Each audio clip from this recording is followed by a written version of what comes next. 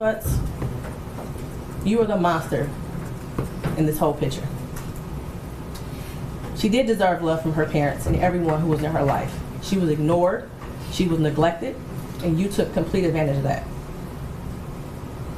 She wanted someone to love her, and she will never know what that feels like. I pray for the healing of all the victims and the young girls and possibly boys who have come into contact with you. As a community, we should look at this case as a prime example of how much work we have to do when it comes to protecting our children and especially our Black girls. I pray for closure and healing for all those who have been traumatized by you. And for you, Jarvis Butts, I wish you a speedy trial and that justice be delivered.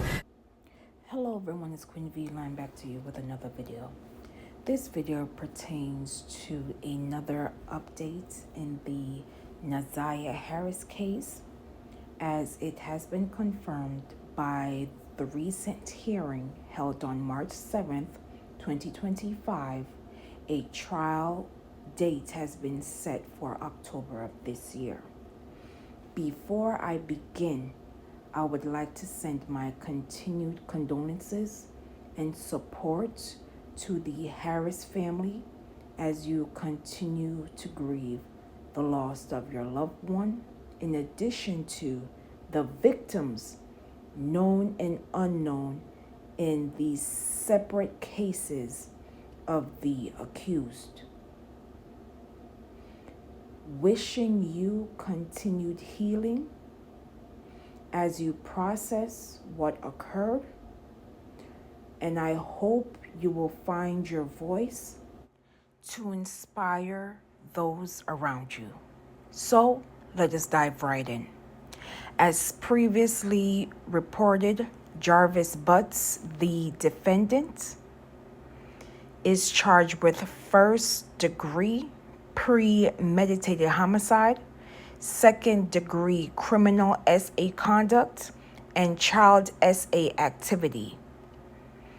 Butts is accused of having an inappropriate relationship with Ziyah Harris, which resulted in a pregnancy, allegedly.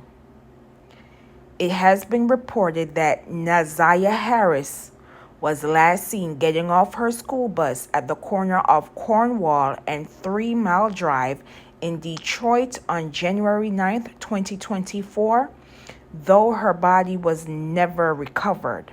It should be noted that Butts has also been charged with SA cases in 2 separate cases, and it should also be noted that Butts was convicted in 2005 for a similar crime. Prior to the March 7th hearing, WXYZ Detroit did an investigation on this case where they spoke to Kiwana Morton and her cousin Janelle, who asked that her last name not be used, are both relatives of Ziyah Harris. WXYZ Detroit found at least 5 complaints were made to CPS since 2015 about Jarvis Butts.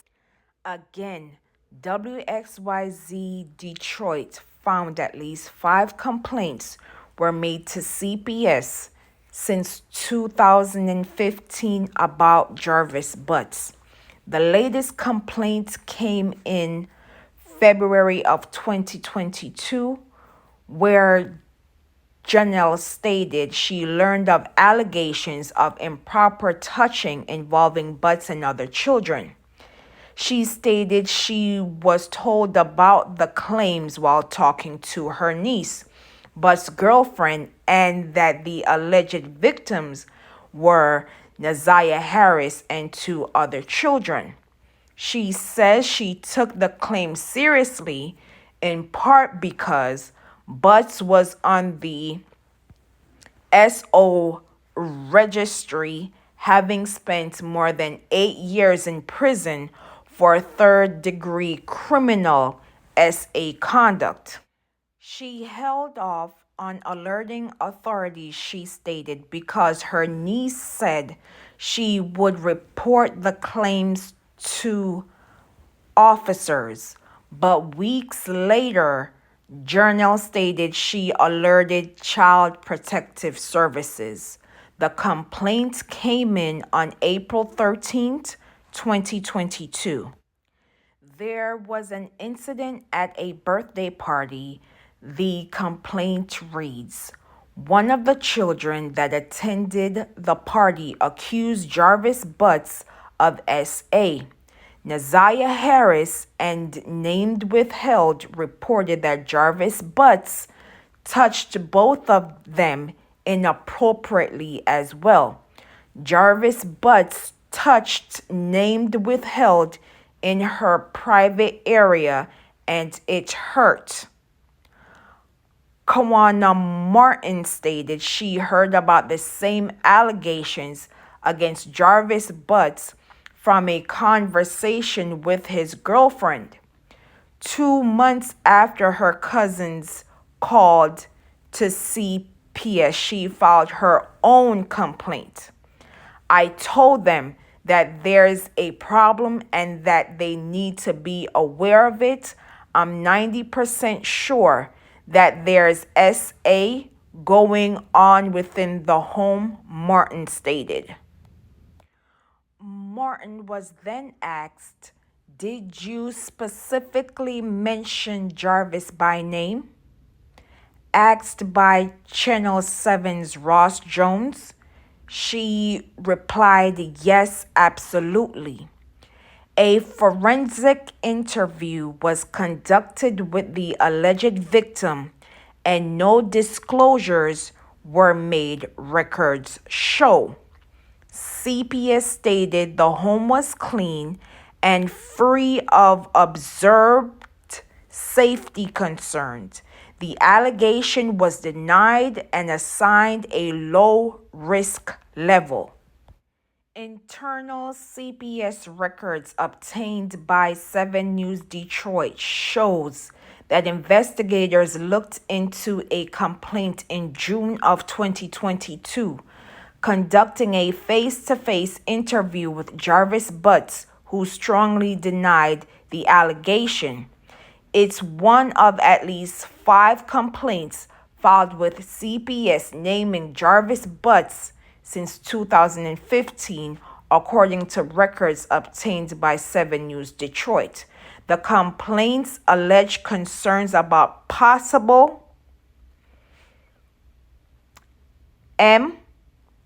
physical abuse or living conditions. Many of the complaints were generic and none sustained that Jarvis Butts was improperly touching children. Just over a year after the last complaint on record, Jarvis Butts would be charged with SA and homicide of Ziyah Harris. In a statement, the Department of Health and Human Services stated, our hearts go out to the family and friends of Ziyah Harris. While we can't discuss specific cases due to state and federal laws, MDHHS is deeply committed to ensuring the health and safety of all children. Attorneys for Jarvis Butts declined to comment on the prior complaints filed against him, citing Butts' ongoing criminal case. As previously stated at the beginning of this video, Butts had a court appearance on March 7th, 2025 for a calendar conference. This calendar conference allows the legal teams the opportunity to discuss trial logistics, including motion hearing and motion filing dates. Ziyah Harris's friends and family were present at the calendar conference. On January 9th, 2025, 36th District Court Judge Sabry sent the case to the Third Circuit Court for trial following 4 days of testimony and a preliminary examination. Jarvis Butts pleaded not guilty on January 17, 2025. Jury selection will begin on October 6, 2025. Prosecutors stated on March 7, 2025, they could call 40 or more witnesses to the stand, while the defense plans to call 10 or more. The trial is expected to last 3 to 4 weeks. The final calendar conference date is set for June 20th, 2025. These are my thoughts. It is clear that the prosecution office has to do a thorough investigation, not only on the grandmother, Annette Harris, her auntie, Shannon Harris, but also the CPS employees assigned to Ziyah Harris and the other children documented in the series of complaints. It is clear that at least 5 known report incidents were brought forward, and they ignored this child and children in this situation. Now, I understand that CPS has cases overload, but it doesn't excuse the red flags and neglect on their part. This monster is a known P word, convicted in 2005, yet there were no signs of guilt? Come on. And in the report, they cited low risk level. A whole P word is convicted of a crime in which he violated a child years ago, did time and was released, and is given access to more children, known and unknown, and you claim you did an interview and found no disclosures? Are you kidding me? The system failed Ziyah Harris. The system failed these babies. Our babies deserve the same care and oversight as other children. And this is why I believe it is the duty of the prosecution's office to do a thorough investigation on the parties, which are the adults in the situation, not only in the home, but also the CPS employees who ignored these complaints. It is time that we stop ignoring the red flags and signs of abuse and neglect for our babies. This story has shocked and awakened the psyche of so many persons within the community. I have done multiple stories over the years, but I believe that this story is going to push persons into fully understanding what abuse is. And if they see something, they should say something. Persons did advocate for this baby, but the system denied her aid and others in the process. And as the adults, these persons need to be held accountable and not be given the easy way out.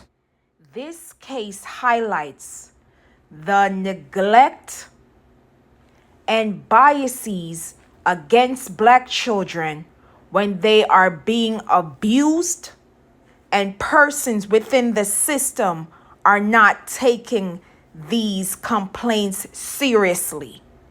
These are unfortunately the results when persons are not doing their due diligence, which leads to the biases and misconceptions of missing persons cases, particularly when it involves Black people, either children or an adult.